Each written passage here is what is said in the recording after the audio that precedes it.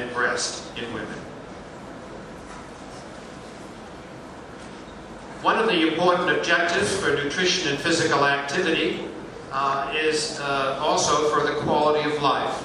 So these are challenge goals that we also set for the American Cancer Society to try to look at improving the consumption of fruits and vegetables, looking for the ideal diet, and to decrease the incidence of cancer and to decrease that risk, both for adults and for youth.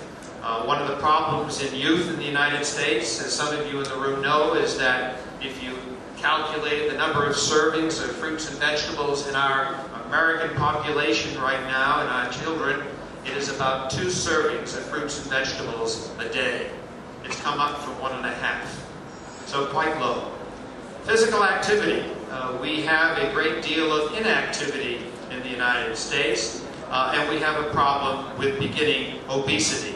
If I were to show you a map of the increasing obesity in the United States, you would see a curve going almost logarithmically up. So these are 2 problems that we face currently in the United States. Well, what about the international statistics? In China, we have seen, and some of this is from China as well, but here is one example of prostate cancer, and this is from the sources in 2007 from Global Cancer, and this shows you, if you look at the scale over here, the lowest incidence is the dark blue, which is less than 4.4 per 100,000, to the red, which is the highest incidence, and here it's greater than 60.5 cases per 100,000. You can see that in Southeast Asia, there is very little compared to the United States, Australia, and Norway and, as you can see, Norway and Sweden, where there are very significant cases. So the Northern Hemispheres and Australia seem to have very high incidence of prostate cancer. And China has very low incidence, but trends are very important. And I think what we're beginning to see in some of the major cities in Southeast Asia is an increasing incidence of prostate cancer that is beginning to outpace the increased incidence in some of the Western countries.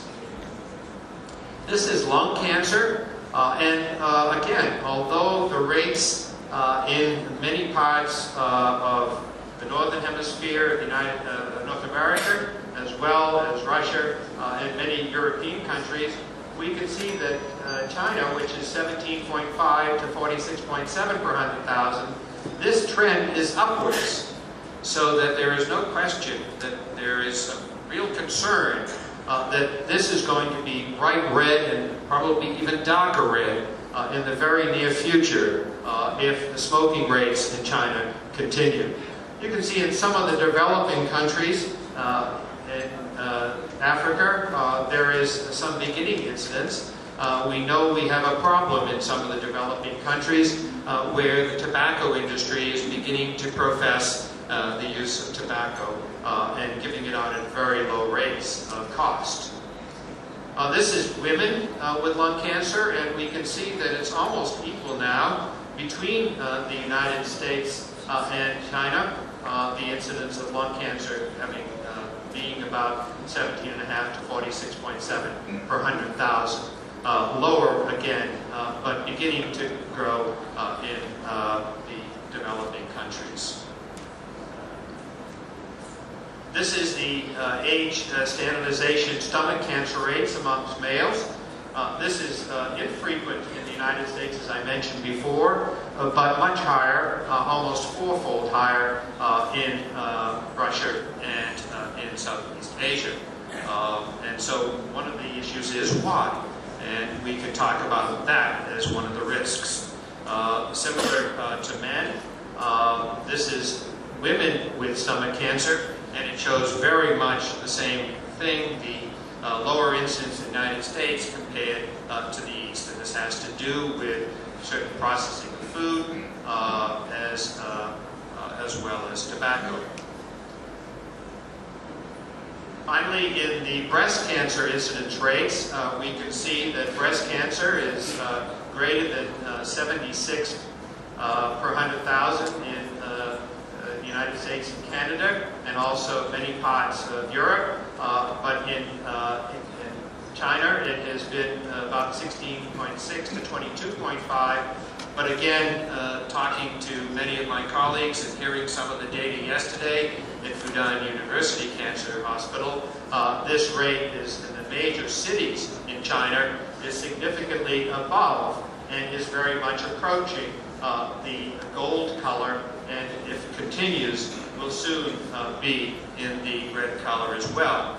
And this points out the fact that eventually, right now it's true, but eventually in the entire world, breast cancer may affect 20% of women in the world. That's a staggering point if the current trends continue and no interventions are considered. So a lot of work for people, Dr. Slayman and you at the cancer hospitals. So what are the major causes? What are the risks? We talked about getting to talk about the risks. In the developed countries, we see that diet or nutrition accounts for about 30% of the cancers. Tobacco, again, about 16%. Infections, about 8%.